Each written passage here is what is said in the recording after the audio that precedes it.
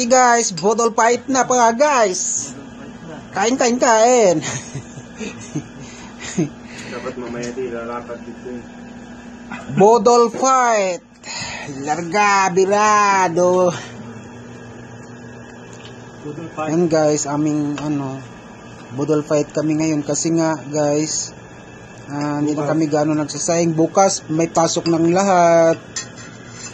Pasok na naman po kami sa aming trabaho. After 1 year na naman ulit guys, magkasama-sama kami. Kasi Ramadan na naman at saka Hajj. Kaya yun.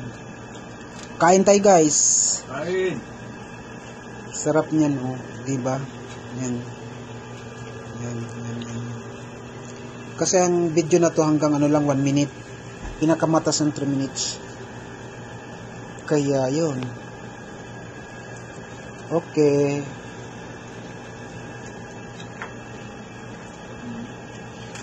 Kain tayo guys.